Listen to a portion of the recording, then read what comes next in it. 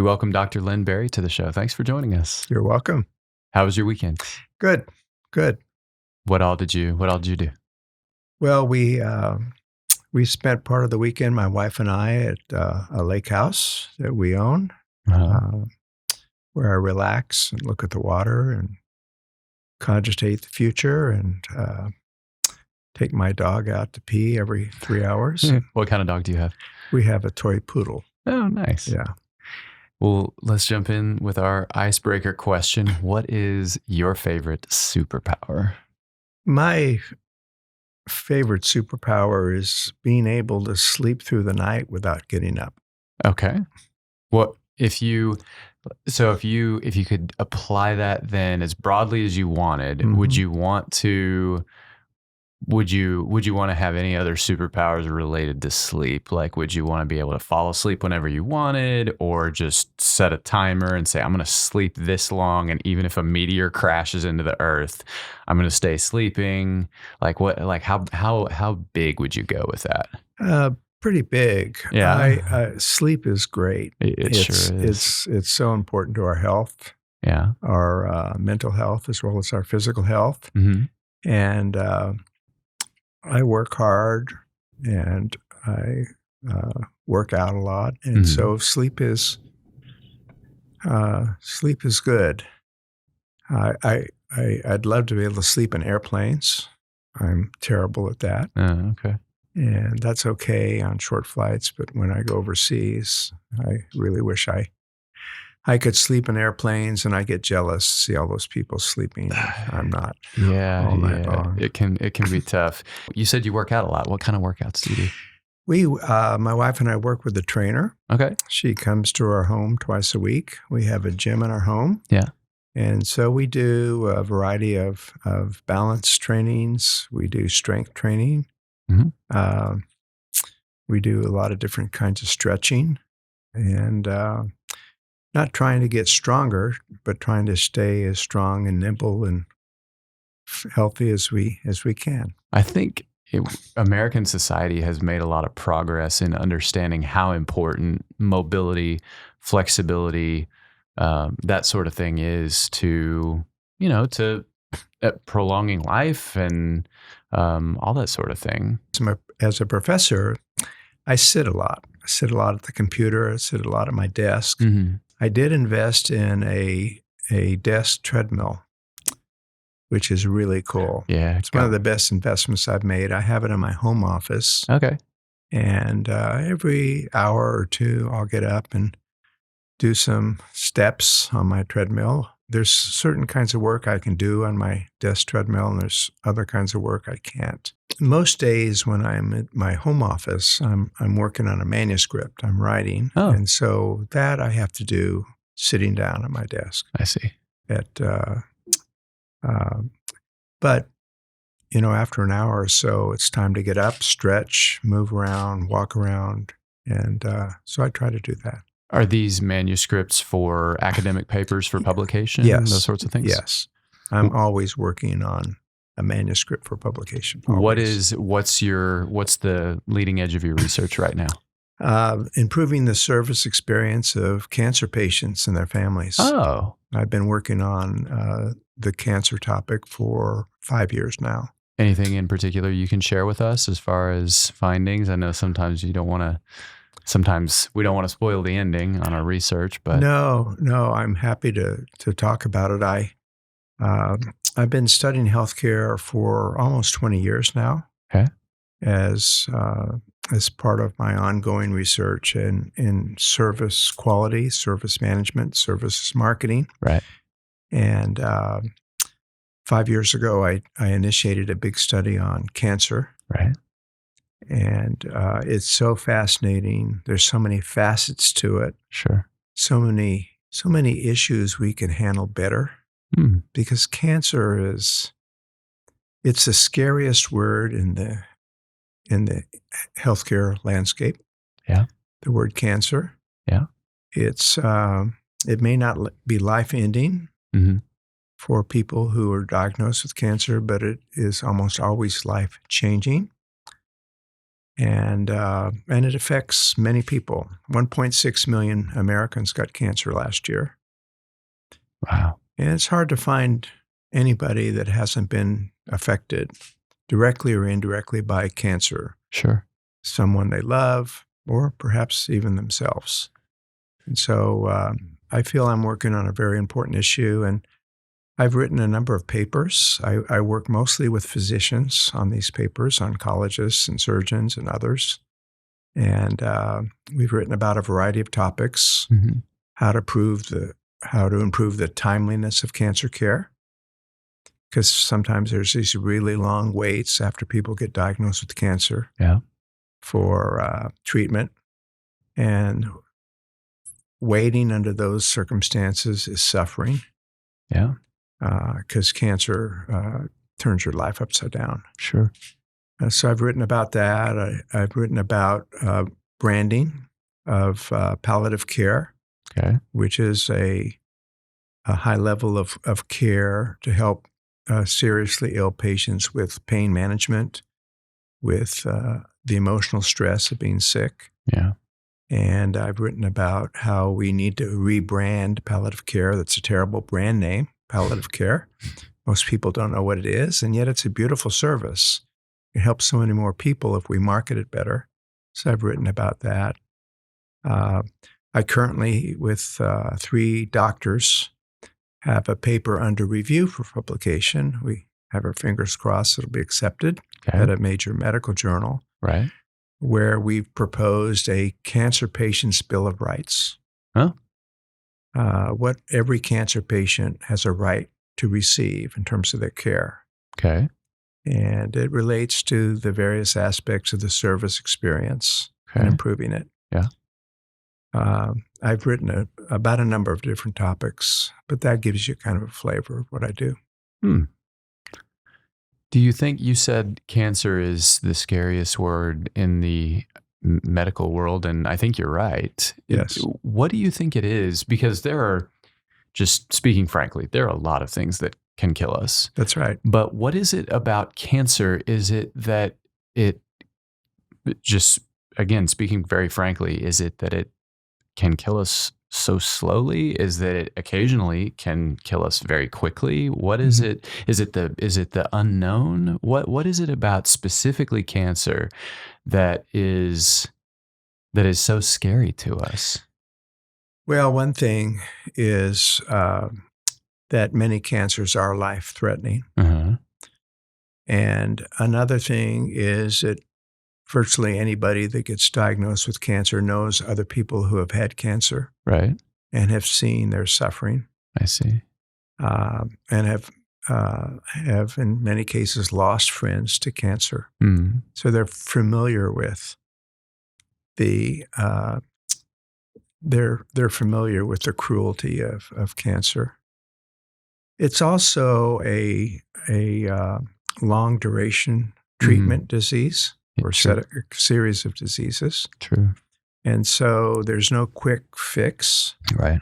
Unlike if you have an issue that requires surgery, you go in and get the surgery and you start to recover immediately. Yeah, that makes sense. But cancer can take a long time for treatment. And the treatments themselves can be quite toxic and make you even sicker than the disease itself. Yeah.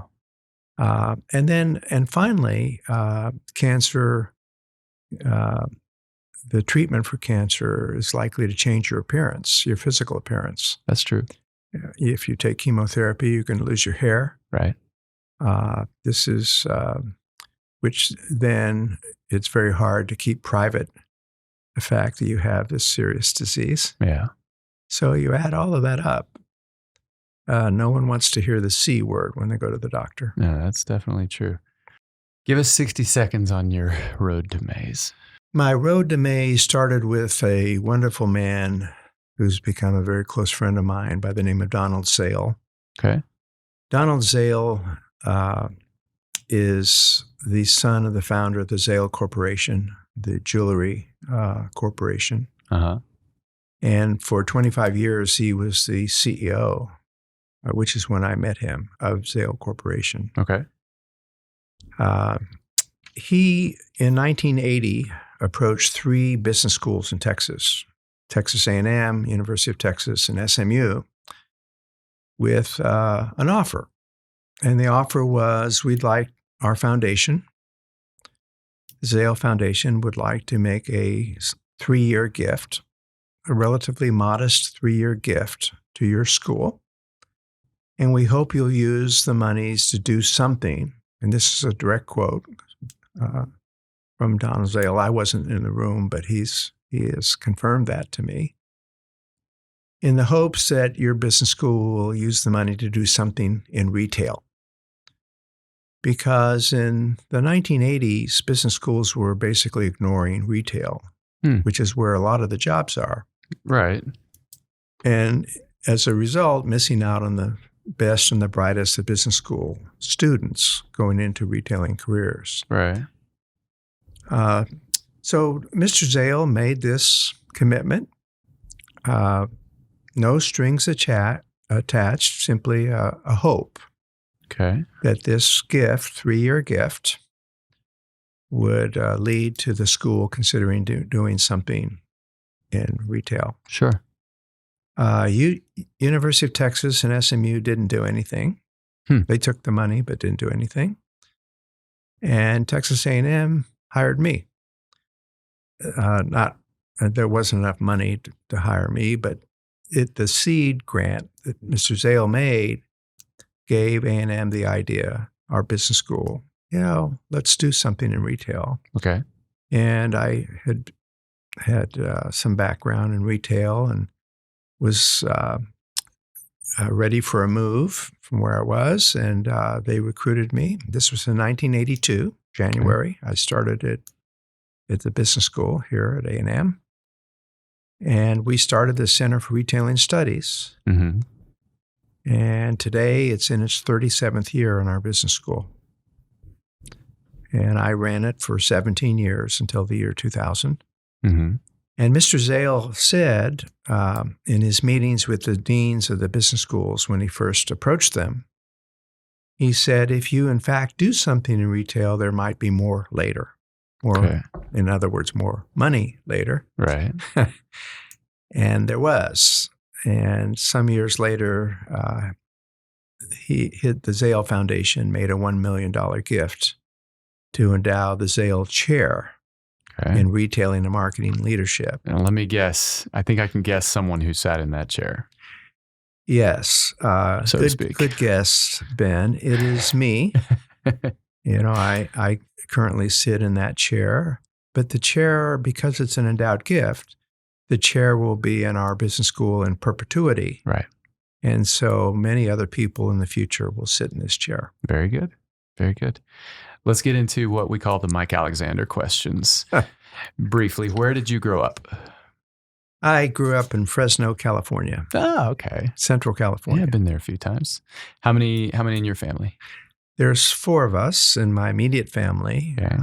My wife, Nancy, and I have 2 grown children, 2 men. Right. Matthew and Jonathan. Right. And how many in your family of origin? In my family of origin, there were 5. Okay. 5. My mother, my father, 2 brothers, and a sister, and me. Okay. What was your first job? I went to the University of Denver. Okay. I was a tennis player. I went on a college tennis scholarship. And but even with the scholarship, I still needed money to get through school. Know the feeling. Yeah. And so I had multiple jobs, usually at least 2 at one time, in addition to playing tennis. Right. Plus school, that's a lot. Mm-hmm. A lot to do. I learned a lot about time management as a college student. I'm sure you did. Yeah. I worked in a drugstore for a couple of years. That was really quite an interesting experience, working in a drugstore. You learn a lot about a lot of things in a drugstore. If you want me to go in detail, I will. Maybe I shouldn't on this broadcast, but you learn a lot. Let's just leave it at that. All right, fair enough.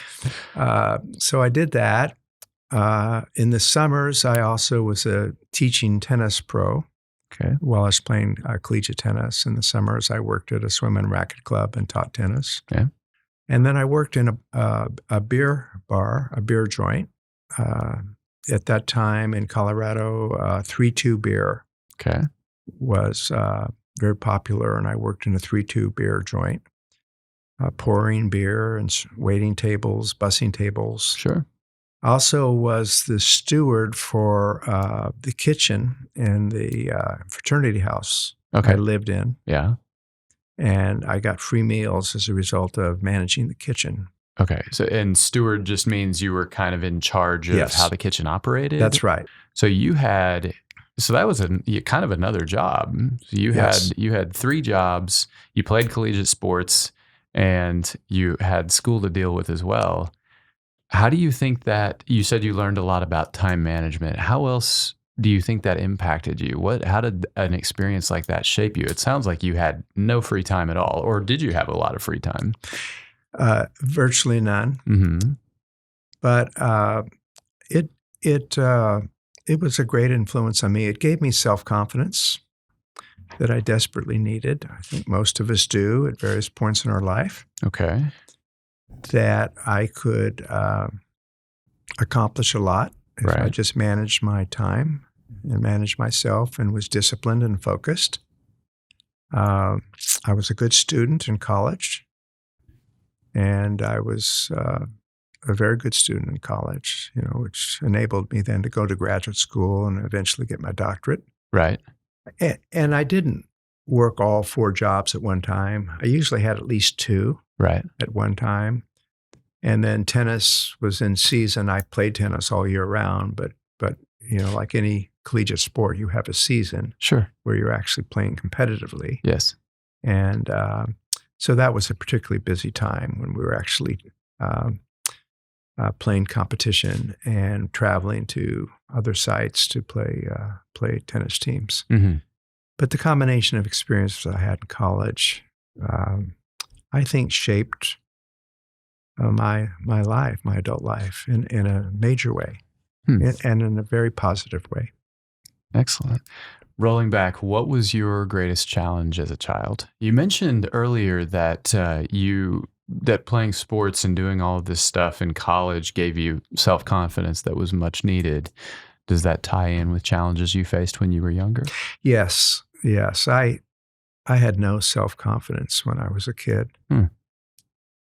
And I think many kids share that. Yeah. I don't think I was unusual. I think individuals manifest the lack of self-confidence in different ways. It seems true. Sometimes people put on a good show about how confident they are when, in fact, they're not at all. And I played sports in junior high school and high school too. Right. And that really helped me and develop my confidence. But for sure, my biggest issue was just learning to grow up, believing in myself, feeling I was worthy, wishing I had a girlfriend. Eventually did, but it took longer than it should have, maybe, or at least longer than I wanted it to. Right. And, and when I was like in junior high school, when I really started my athletics, I started playing tennis then. Yeah. And I also played on the basketball and baseball teams. Mm-hmm. We had a really good coach in junior high school who remains a very close friend of mine today, which is really quite remarkable. He's 89 years old. He still lives in Fresno, which is where I went to high school, junior high school. He was my baseball and basketball coach in junior high school, and this guy was tough. Sure. And he toughened me up. He toughened me up because he saw this little kid wearing big, thick glasses with curly hair who didn't have much self-confidence, but was a pretty good athlete and really fast and quick. Okay. So I had the athletic potential. Yeah. I didn't have the confidence. I didn't have the toughness. How did he draw that out of you? Sometimes by being a lot of tough love, Okay. and sometimes just love. Huh.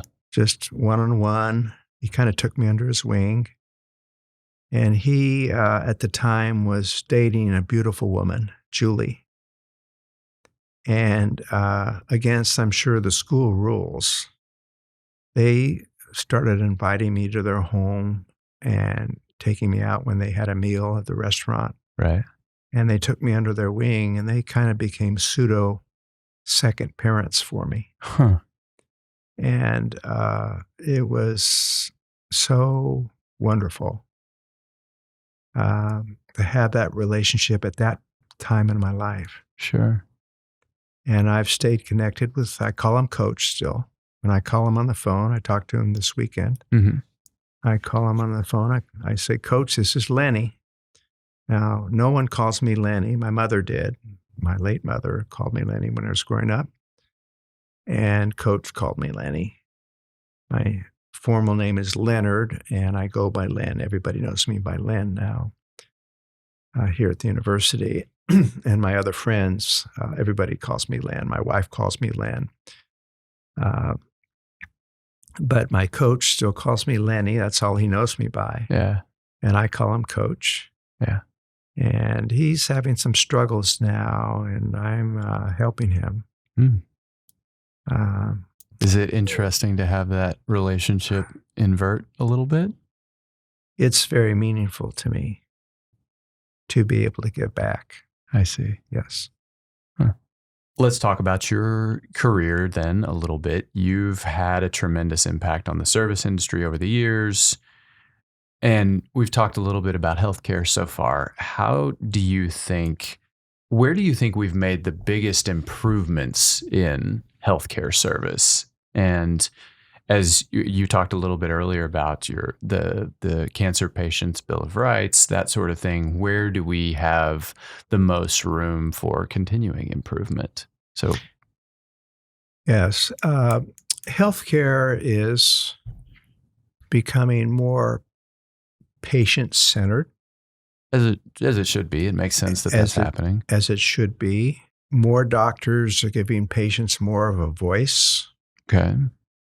than may have been the case in the past. You always have had exceptional doctors in every era that have listened carefully to patients and have been wonderful partners in their patients' care. Mm-hmm.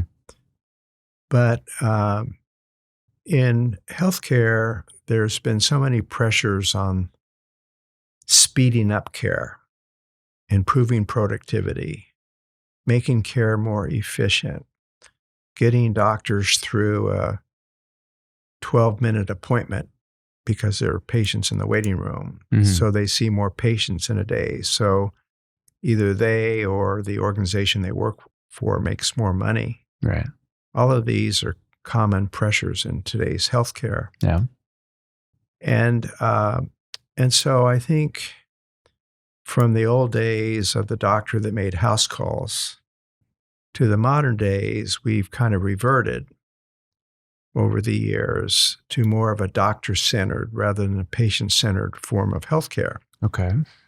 But in recent years, because of backlash, pushback, people writing about this in the academic medical literature, people making speeches about this at medical conventions,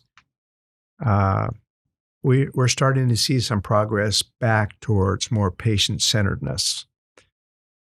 And we're starting slowly to move from one paradigm of medical care, which is, what's the matter with you, Ben? Why did you come to see me today?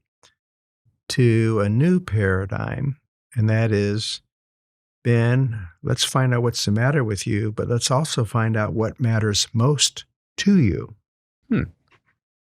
Okay. In terms of planning the care that we'll provide. So we're slowly but surely moving in healthcare in America from a what's the matter with you type of care to what matters to you, what's important to you. And this is especially important in cases of advanced illness, serious illness, where people have incurable disease, where people are sick and they're not going to get better. Right. What matters most to you? Shall we do every possible treatment with its side effects and potential hospitalizations and everything that goes with it? Right. Or shall we do something else? What matters to you? And we're moving in this direction, but you asked the other part of your question, where do we still need to improve? We still need a lot of improvement in that. We need to move faster in that, in the what matters to you part of medicine. And we can be much more patient-centered than we are as an industry in healthcare. You asked earlier about some of the papers I published. Mm-hmm. And one of my favorite papers, and one of the most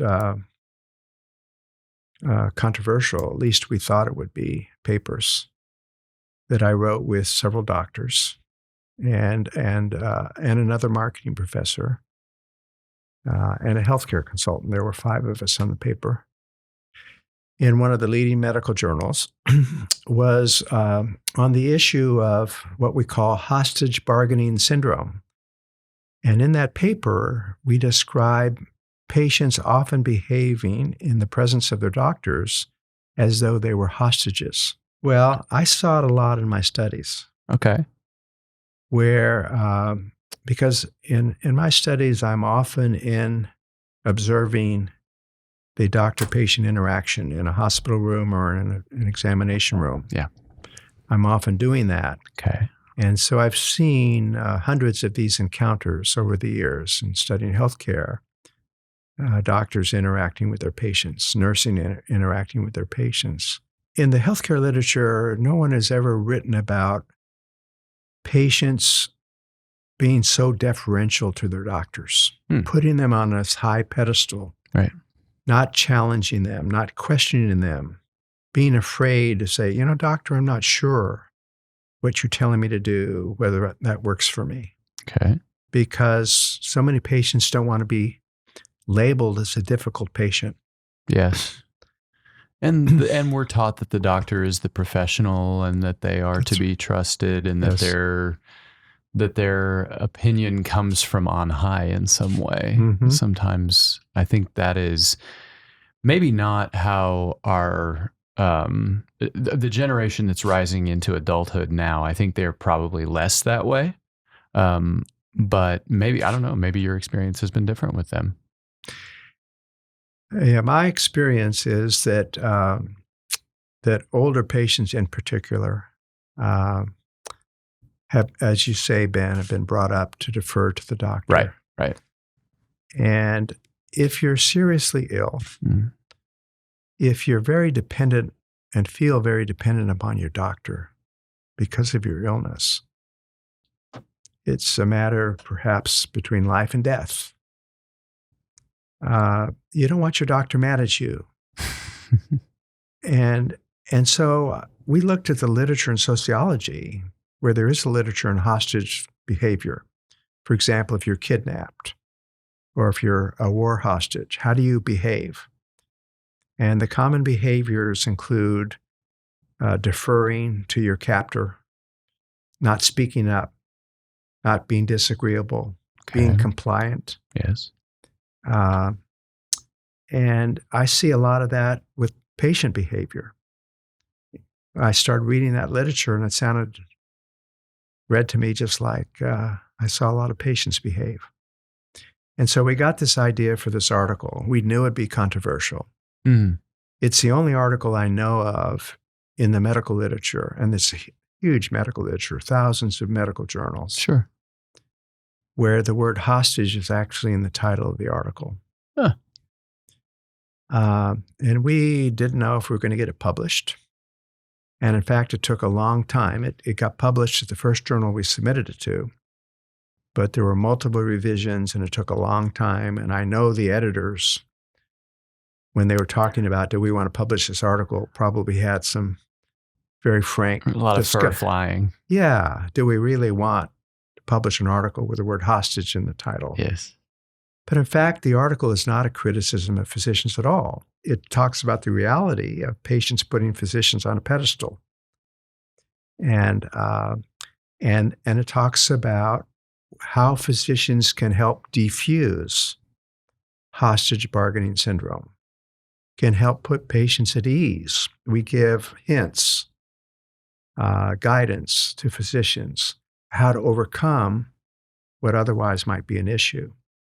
Because most physicians don't want their patients to behave like hostages. They don't. That doesn't meet their goals either. If the patient disagrees with the treatment plan, they'd like their patient to speak up because maybe they'll change it. Because if a doctor prescribes a treatment plan the patient doesn't agree with, let's say a medication regime, and the patient disagrees but doesn't speak up, the medications are prescribed and the patient takes them for 2 days, side effects set in, patient stops taking the medication, doesn't get better, blames the doctor, bad things happen. Right. No one wins. So what then is what's the one weird trick? What's the most important thing that you tell physicians in order to get the patient to stop being a hostage, so to speak, and speak up? Yeah, there's several. One is shorter term and one is longer term. The longer term, the longer term antidote for HBS, hostage bargaining syndrome, is to build a trust-based relationship with your patients. Okay. Visit over visit over visit over time.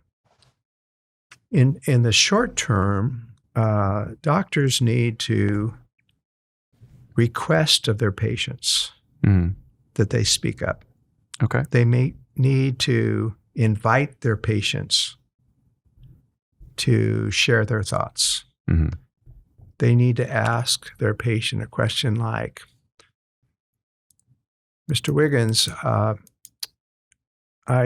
we've talked about one potential approach to treating your disease, but I'd like to hear what you think about it. And I'd like to know not only what you may or may not agree with, but what maybe concerns you. By asking that question, the doctor is inviting the patient to be forthcoming. That question doesn't get asked enough in medical encounters. You talked about building a trust-based relationship. Are there any specific pieces of advice that you give to the physicians other than being trustworthy? How does one foster, and this may seem like kind of a counterintuitive concept, but the idea of optimizing in terms of building trust as quickly and effectively as possible, is there anything that you tell them to do other than be warm, act like you give a toot, be trustworthy, speak the truth, be honest with them, be forthcoming with them, just be a good person? Aside from all of that, is there anything that you advise doctors to do in really fostering meaningful trust with their clients, patients? Yes, there's quite a bit more than we can cover in this podcast, but I'll make a few comments. Yeah, quick hits. One is when you're talking to your patient, yes, as you and I are talking now, is to sit down. Oh, okay. Rather than have a conversation where the patient is sitting and the doctor is standing. Because when the doctor is standing, yes, that's a clue. Number one, it's a clue of the hierarchy instead of the partnership we've talked about. The advice coming from on high. Mm-hmm.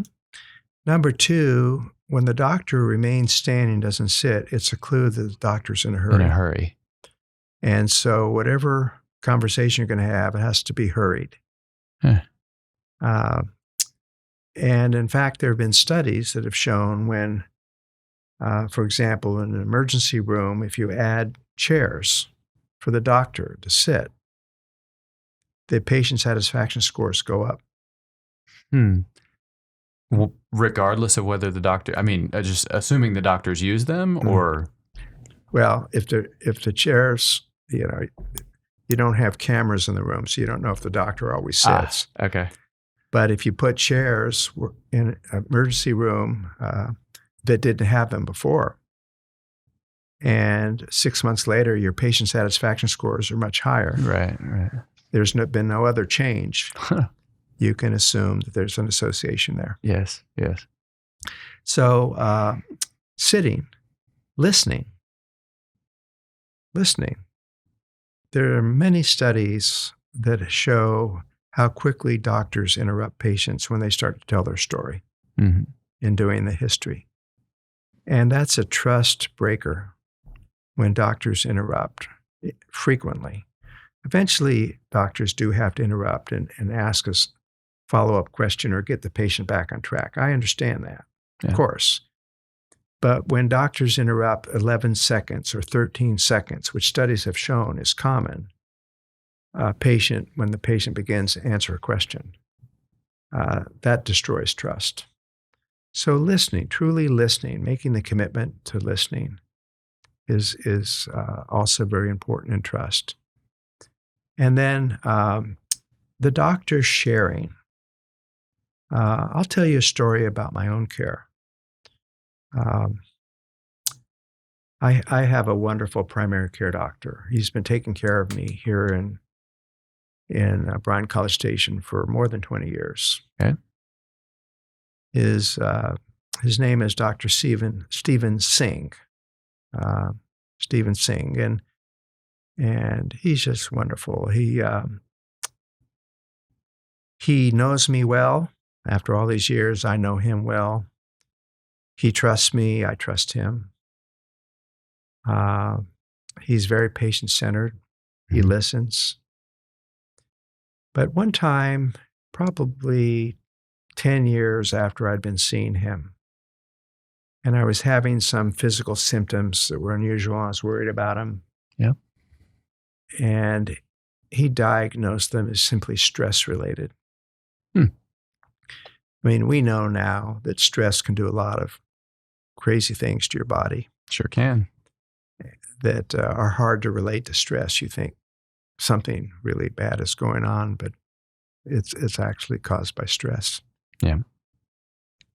And he knew that I was under too much stress in the work and in my life. And so we made an appointment for late in the day, his last appointment.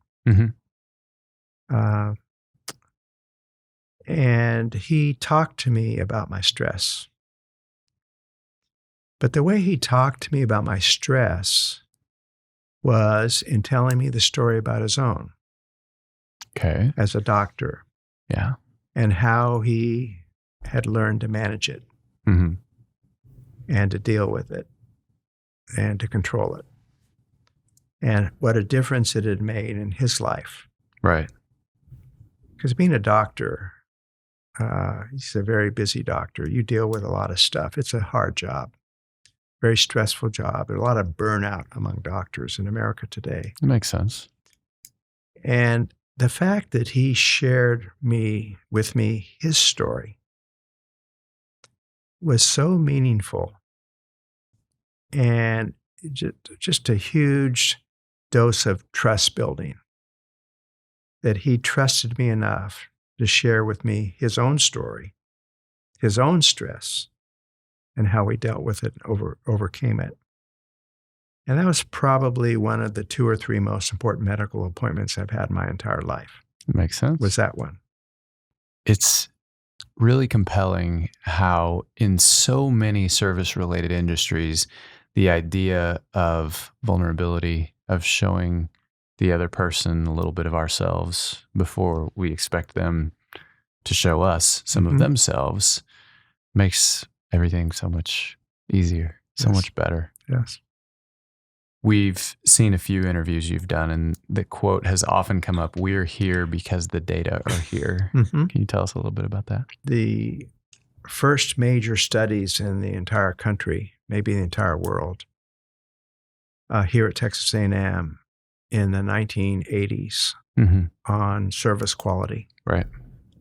And I had 2 wonderful colleagues here in the marketing group with me Valerie Zeithamel, and Parsu Parasuraman. And all three of us were on the Mays Business School faculty, Okay. working together on trying to research service quality and how to improve it. Yeah. And all of the work at that time had really been on the quality, improving the quality of manufactured goods, but improving the quality of services, which are often labor intensive. Yes. We've been talking about medical services, very labor intensive. Right. It's a different set of challenges. And so we were studying that. Yeah. And we did a lot of traveling to do focus groups in different parts of the country over a period of 10 years, because this study went on for 10 years, maybe 12 years, through 5 phases. And so we traveled a great deal to interview managers, but also to interview consumers, customers, frontline service providers. And one night, it was a Friday night, Parsu and I were in Rochester, New York. I almost said Rochester, Minnesota, because I've been there a lot too. That's where the Mayo Clinic is, and I've studied at the Mayo Clinic. But no, this was Rochester, New York. Okay. And Parsu and I were there. We were exhausted. We were in the hotel restaurant at 9:00 at night. We had done 2 2-hour focus groups back to back. Okay. That afternoon and that early in that evening. And we were tired, exhausted, hungry. I believe we were the only ones in the restaurant. There were probably the staff waiting for us to eat and get out of there. And I was feeling sorry for myself. We had been traveling for years after years doing this research, doing all these interviews. And I leaned across the table. It was Friday night. I think I was going to miss a football game the next day here back in Aggie land. Right.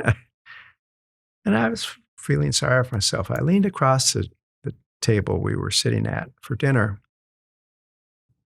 And I said, Parsu, that's his nickname. Everybody calls him Parsu. Parsu, why are we here? I don't think any of our colleagues are in some strange city on a Friday night. Right. But we are. Why are we here? And he leaned right up in front of me and he said, Len, we're here because the data are here. And I said, you're right. And we went back to eating our dinner, and that was that. What was it about Rochester, New York? Why were the data there rather than in Fresno, California, or Oklahoma City? Or what was it about that place that was so important to what you were doing? Well, in that particular phase of our research, we were doing interviews with customers of companies that were members of the Marketing Science Institute that sponsored our research. And these were particular companies that were sponsoring our particular study. Okay. That were making available their customers to us and their employees for us to interview. And the company in Rochester, New York at the time was Eastman Kodak. So we were in Rochester, New York because Eastman Kodak was headquartered there. Yes. And we interviewed some of their customers, and they made all those arrangements for us. I see. Let's move to another step in the research process. In terms of writing, you spend a lot of time writing, as you described earlier. What is the most important way that your writing has improved over the course of your career? If you were to advise young writers and say, if I knew back then what I know now, how would you shape your writing process? Would you do anything differently? Well, I've learned a lot. I'll answer the question 2 ways, Ben. Okay. I've learned a lot about how to write. I've improved my writing a great deal over the years. And I worked with a writing coach for many years. And she served as an editor for me. Before I would submit something for publication, she would edit my manuscripts. Mm-hmm. And but she also was my coach. She would mark them up and explain why she changed a particular sentence or suggested a change in a particular sentence. Yes. And over the years, I learned to write more freely. I learned to write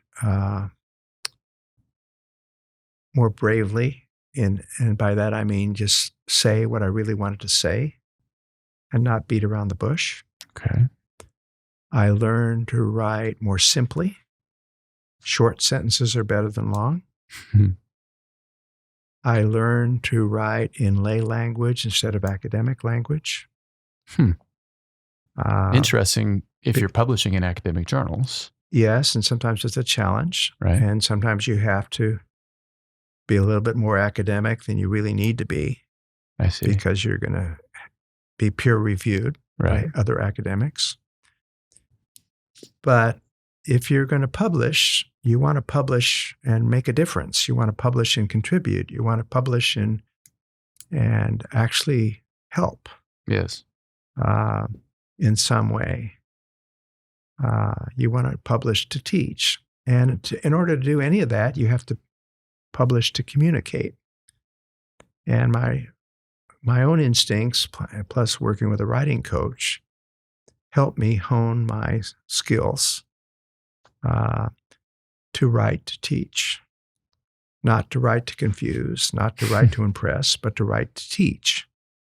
And so that's been a key for me. So it's worked, but it also feels better for me. And it's important, I would say, to aspiring writers, it's important to them that their writing feels good to them, that they feel good about it, that they're proud of the work, that they are passionate about the topics they write about. Writing is hard. Publishing is hard. Going through the review process and getting criticism of your work is hard. And so if you don't really believe in the work you're doing, if you don't really think it's very important, then it's hard to keep going. It's hard to make a career out of it. You mentioned the Mayo Clinic a few minutes ago. Yes. Tell our listeners briefly about the award you created at the clinic in honor of your mother's memory. Yes. Well, thank you for that question, because I'm probably more proud of that award than anything I've done in my career. Anything. I studied at the Mayo Clinic. That's how I got started in healthcare. I did a sabbatical leave at the Mayo Clinic in 2001, 2002, that academic year. And so I went and was in residence in Rochester, Minnesota, which the main campus for Mayo Clinic is there. I also studied in one of their newer campuses in Arizona, Scottsdale and Phoenix, Arizona. Okay. On my sabbatical year, and I got hooked on healthcare there.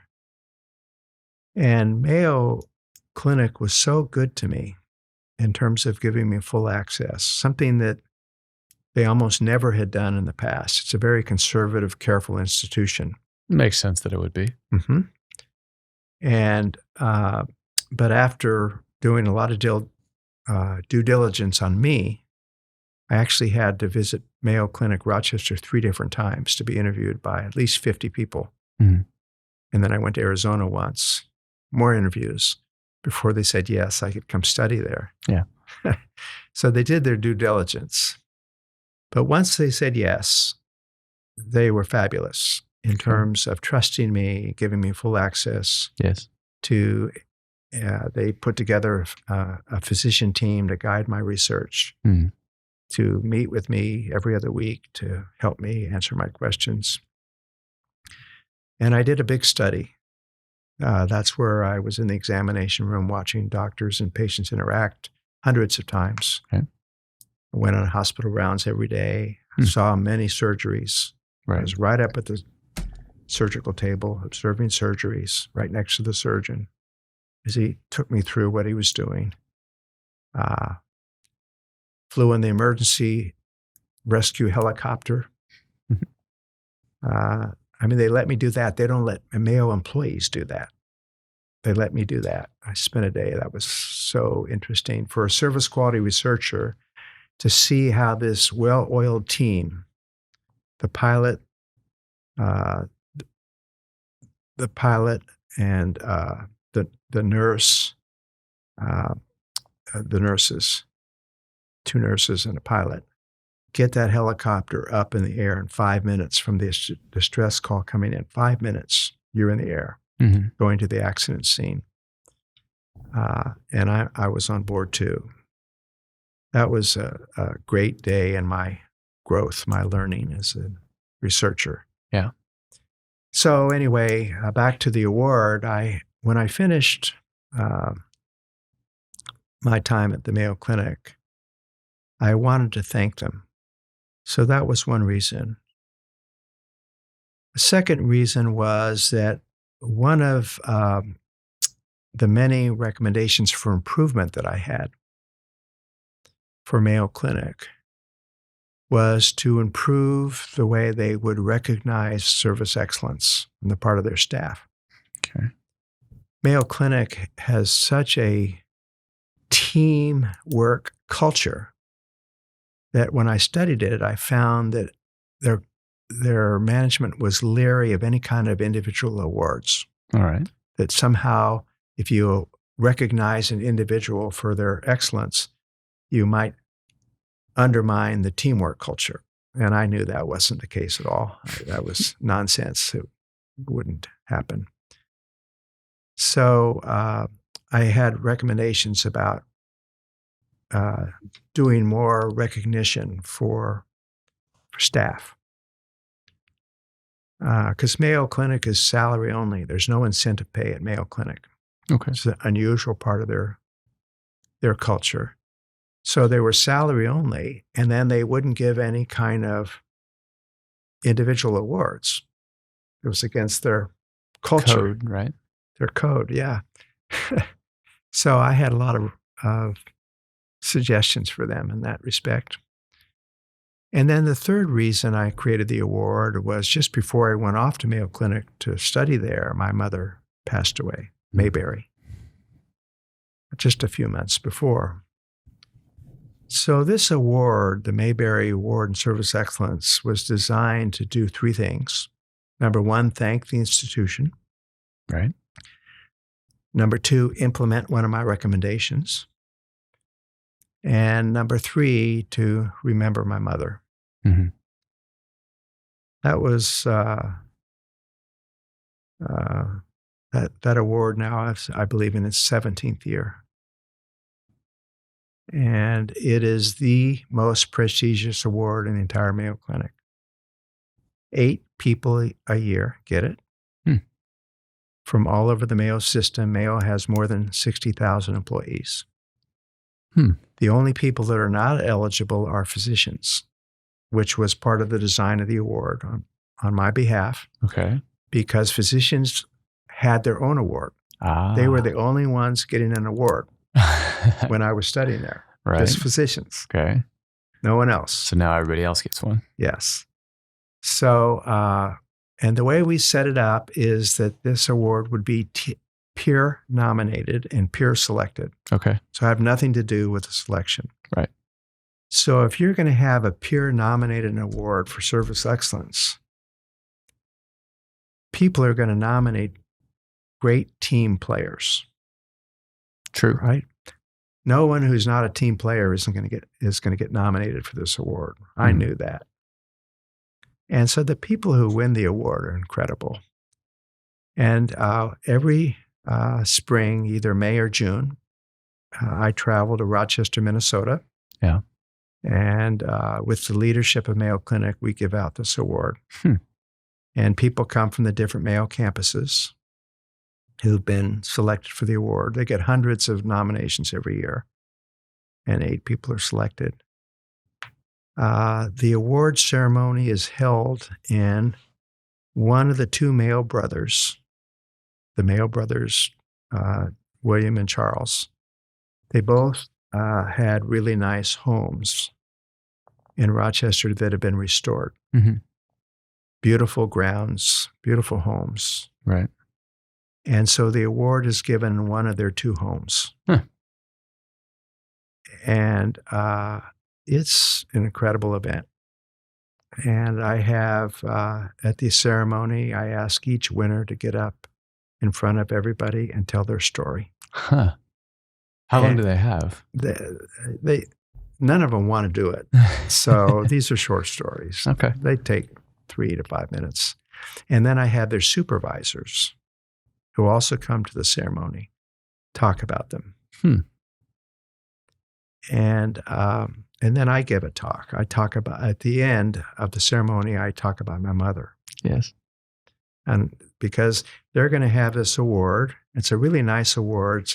It's a beautiful crystal sculpture with a beautifully designed medallion on it that was designed just for the award. Mm-hmm. They also get a lapel pin with the same medallion on it, and they get a cash award. I insisted on a cash award. First time Mayo has ever done that. Right. And that delayed the approval of the award by at least 6 months. But I just wanted to break them of the habit, several bad habits. Right. And so I was persistent. So it's a longer answer than you bargained for, Ben, but I go there every year, and it's one of the best days of my life every year. Yeah. To meet the new winners, to be in one of the homes of the Mayo brothers, Mm-hmm. and to talk about my mom. When you talk about her, what do you say? I say that she was a reader. Yeah. That we didn't watch much television in our home. After dinner, we came into the den, the kids, after we did the dishes, and my mother had a book on her lap, and we read. And so I talk about my mother as a reader, and the fact that 2 of her sons, myself and one of my other brothers, Jeff, who's a political scientist at Tufts University, we're both book authors. We've both written, each of us have written a number of books, and my mother's bookshelf, in her later years, she had one shelf full of the Berry Boys books. She was very proud of that shelf, as were we, my brother and I. So I talk about my mother, the reader, the book lover. I also talk about my mother, the civil rights activist. She was a civil rights activist before there was a civil rights movement. Hmm. Her best friend was an African-American woman. Okay. So I grew up in a household where as a kid, I didn't know that was unusual, that a white woman would have as her best friend an African-American woman. Right. Huh. And my mother would march and things like this for the rights of African-Americans, for minorities. And that's the house I grew up in. Hmm. And I tell that story. And you have spent a big piece of your life with someone else who takes public service very seriously. Talk to us just briefly about your wife's career and her work in public policy. My wife, Nancy, has always been a volunteer. Uh-huh. Throughout our marriage, she's volunteered. She's always had these big jobs that didn't pay. And in Bryan College Station, she's been the president of just about every major nonprofit. Right. You know, she was chairman of the medical center hospital board. She was president of Habitat for Humanity. She was president one year of Boys and Girls Club. She's on the board of the Boys and Girls Club. All of these, many, many other activities as well. And she was encouraged to run for the city council some years back and decided to do it. And so I'm a marketing professor. I ran my first political campaign then. Yeah. Wasn't much fun. Local politics are not fun. Oh. Being in politics might be fun. Running campaigns is not. Huh. They can get really nasty in a hurry. I see. Yeah, and I don't like nasty. Well, you've come to the wrong place, my friend. We're nasty people here. Yeah, in politics we are. And yeah, and it's harder for the spouse than it is for the candidate. I learned that. Why is that? Because somebody's criticizing my wife. Let's say she's running for office, and they write a negative, untruthful letter to the editor. Uh-huh. But I can't fight my wife's battles. I want to. She won't let me. You know, if somebody writes a letter about me, I can deal with it. I can deal with the person. Right. But you can't when it's your spouse. Yeah. That's what I mean. Anyway, so she ran for city council. She won. And then she ran for re-election, and she lost. Okay. But she lost for good reason. Okay. She lost because while she was on city council, she uncovered corruption in the city government and was the only one, people knew about it, that had the courage to speak up about it and bring it into the public. And there was corruption in the Arts Council at that time. Long after she had been involved, there was a different director, and he was corrupt. And she called him out. And she had the proof. And so between leaders of city government who were involved and the head of the Arts Council, who had a big following at the time, a very charismatic guy, a crook, but a very charismatic guy, they made sure she didn't get reelected. And that was a really humbling time for both of us. I imagine. It's, unless you've done it, it's hard to know the hurt that comes with losing an election, especially when you lose it for the wrong reasons. You lose it because you're doing your job, trying to protect the citizens. Now, you said a moment ago that she lost for good reasons. Now you said, and then you said just now she lost for the wrong reasons. So my question then is, if she had it to do again, it sounds like you would tell her to do the same thing, and that the idea being that she could hold her head high knowing that she did right, even if it cost her. Is that your assessment coming out of that whole thing? Oh, yes, absolutely. She and I both could do nothing other than do the right thing. Yeah. To live with ourselves. She's been a public servant for a long time, and there's no way that if she could do it over again, that she wouldn't expose this guy. Of course, she knew there was corruption and had to stop, and she exposed him. The fact that no one else was willing to do it wasn't her concern. So we thought then, after she lost the election, that we were done with politics. But then about a year and a half after she lost the election, the head of the Arts Council, who was corrupt, got convicted of corruption in a public trial all over the Eagle. Right. She was vindicated. She was vindicated. Okay. And, you know, had that not happened, we would have been done with politics. But the fact that she was vindicated, I think, gave her the confidence that maybe if the right opportunity presented itself, she would try again. And she did. She ran for mayor against the incumbent. She wasn't satisfied with the way the city was going. And she won in a landslide. And she served 2 terms as mayor, 6.5 years. Her second term, she ran unopposed, which was beautiful. Yes. I mean, it's cool to be the marketing director when your candidate is unopposed. That's fine. That's fine. All the other ones have been tough. Yeah. And so she served 2 terms as mayor, but 2 terms is all you can serve, and then you're term limited. Right. So she was out of politics for a couple of months, but she decided, because there was an open seat, to run for county commissioner. And she ran in the primary for county commissioner and won the primary.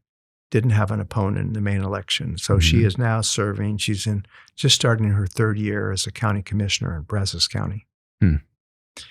And she actually gets paid for this job. She didn't get paid as mayor, but she gets paid for this job. And she's very proud that she's bringing home a paycheck. She thinks that's really cool. I do too. That's great. That's great.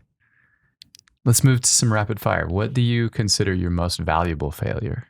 Earlier in my career, Ben, I did quite a bit of public speaking. I'm a lot busier now, and I do less of it now. So I'd travel around the country and do a seminar, do a speech for companies or at conferences. Always did really well. And then one day, I went to a gig, one of the big telephone companies at the time, a business-to-business company. Basically, they were selling telephone services to other companies. And my area of expertise is what we call B2C instead of B2B. Right. B2C, business to consumer marketing versus business to business marketing. I'm okay in B2B, but that's not where my expertise is. And so I went into this executive development program at this company, 3-hour morning session.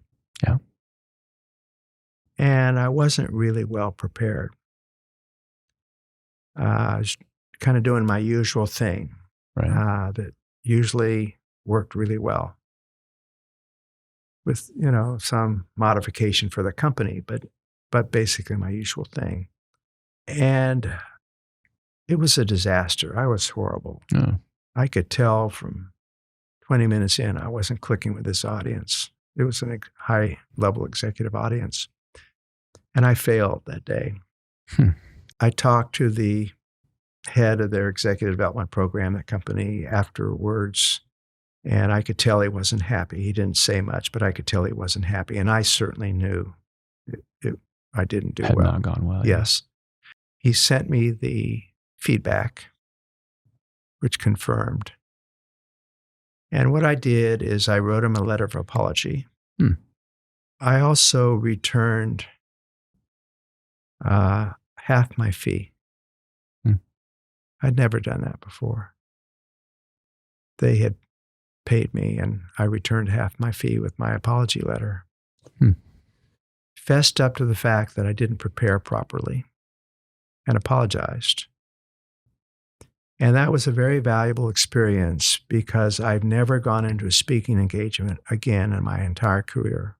This was a long time ago this happened, where I wasn't really well prepared. And in fact, I don't accept a speaking engagement unless the company is willing to share with me all kinds of information about the company before I do this talk. So that was valuable. But at the time, it was unpleasant and hurtful, and I was ashamed. What do you think is people's biggest misconception of you? I don't know that there is a particular one, but if there is, it may be that things come easy to me, particularly maybe among my students. And it actually is when I'm in the classroom. But what the students don't see is 2 to 4 hours of preparation before I do the 2-hour class, even though I've taught the class for years. Do you think as a result of all of that preparation, despite the prior experience teaching the class, Do you think the class is significantly different every time you teach it? Or do you think that the experience is always essentially the same and that your process is mostly refamiliarizing yourself to the point that you can specifically make it the same, that you're finding your way back to the same place? Is it convergent preparation, or is there a degree of divergence to the preparation? Both. Oh, Both. In one case, I'm refamiliarizing myself right, with material I haven't taught for a year, right. even though I know it cold, frankly. Yeah. With the basic concepts, I know cold. Mhm. But marketing is a fast-changing field. The business marketplace is so dynamic. The global economy is so dynamic. Right. The internet has changed everything. Yeah. And so I'm always looking for new material, new examples, updated information. It might be a new section, new lecture, new part of an old lecture. And so it's a combination of both. Okay. If you could have anyone as a mentor for one day, who would it be? It would be Philip Kotler, who's the most famous marketing professor ever in my field. I know Phil well. He's about 10 years older than me. Okay. He's still active, still teaching. I met him as a doctoral student when I was a doctoral student, and I went to an annual program put on by the American Marketing Association called the Doctoral Consortium. Each business school sends one of their doctoral candidates to it. And I went when I was a doctoral student, and he was one of the speakers, and I was so impressed by him. And I met him at that time and became very interested in his work and read a lot of his work throughout my career. Still do. We've spent some time together, but we've never had a long, in-depth conversation. And he's been a role model for me. Okay. From afar. And so in my one day with him, I'd love to talk to him about these kinds of issues, retirement, how he feels about it, has he considered it? Right. What's the best way to slow down? How do you let go? This is a very famous guy. How do you let go of things? He probably gets 15 speaking invitations a week. Right. How do you say no?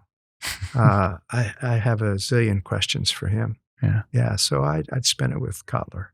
Most important piece of business or career advice that our listeners might not have heard before?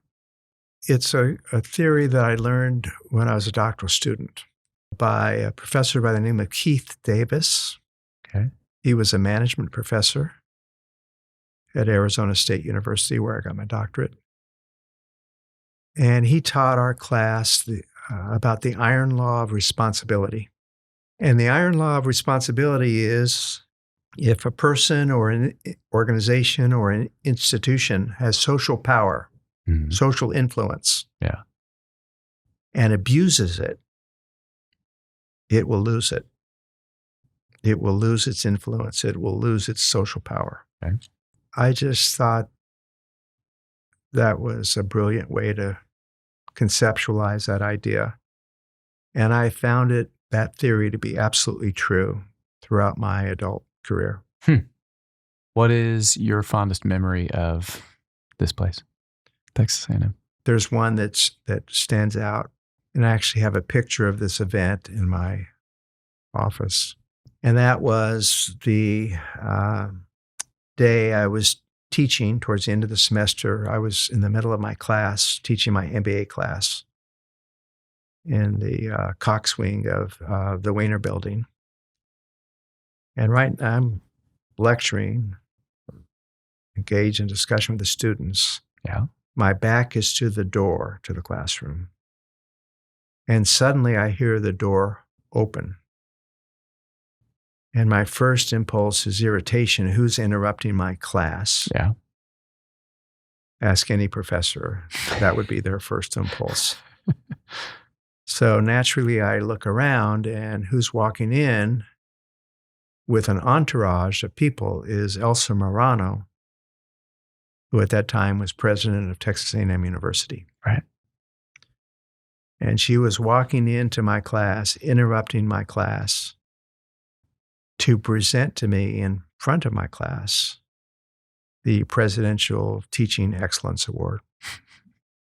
Two professors in the university get that award each year, and it's selected by the president. Yeah. That particular moment of having the president of the university present that particular award, because I cherish my teaching. This is a research institution, but I cherish the privilege of teaching. Mm. Having the president of the university walk into my class and present that award in front of my students meant the world to me. I imagine. That was my best day. Do you have anyone you would like to send good bull? Two people, if that's okay. Donald Zale. I talked about him at the opening. Mm-hmm. We're dear friends. If it wasn't for him, I wouldn't be here. Put it that way. But we've become very, very close friends. My wife and I, and his wife, and him. We see them frequently. They're wonderful people, and he's a role model for me in terms of generosity, philanthropy, citizenship, loyalty. He's also one of the great businessmen I've ever known. On the 4th of July holiday, we'd go and spend a few days with them in Colorado, and Don and I would take these long walks along the river, and I just listen and ask him questions, and we talk business. And I learned so much about business from Don Zale. He ran Zale Corporation for 25 years. A really, really good businessman, good, smart guy. And finally, there are many I could pick, but I want to mention two: Don Zale and our current dean, Eli Jones. I love Eli Jones. You shouldn't say that about your dean. But he was my student. Oh, yeah, didn't know that. He got his doctorate here. Right, did know that. Yes, and he took my doctoral seminar. Okay. So Eli was my student. Mm-hmm. And we became very close as a result of that, and have remained close. And because he was my student, and because he's such a close friend, I made a commitment when he was appointed dean. A personal commitment. He doesn't know this, and he won't know this unless he listens to this podcast. But I've honored this commitment through the years. He's been here. That as a result of our relationship, I would never go to him with a complaint. Mm-hmm. And I would never go to him and ask a favor. And I never have. I've gone to Dwayne Ireland, our associate dean, a few times, but never Eli. Yeah. When I see Eli, sometimes we might not see each other for a month. He travels a lot. I travel. We're both very busy. But when I see him, we always give each other a hug. And one time I was getting an award. This was last year. And Eli was in the audience when I was making my acceptance speech for the award I was getting. And I told the group the story that when I see my dean, I hug my dean. And I asked the audience, because they're all academics, I said, how many of you hug your dean? I didn't get any takers. I may be a loner in that respect. Good bill for Don Zale and good bull for Eli Jones. Very nice. I'd like to send good bull to Caleb and Dory Sims, good friends of the family. Dr. Berry, thank you for your time. We appreciate you joining us. You're most welcome. Thank you, Ben. Thank you so much for watching. If you would like to stay up to date on our latest videos, be sure to subscribe and hit the bell icon to receive notifications. If you're in a rush or on the road, you can still join us on iTunes, Spotify, or wherever you find your podcasts. If you want to learn more about us or our guests, please visit our website at mays.tamu.edu/podcasts. Also, please check out Mays Business School's academic programs. They're the sponsors of our show, and you can find them in the description. Thanks, and gig 'em.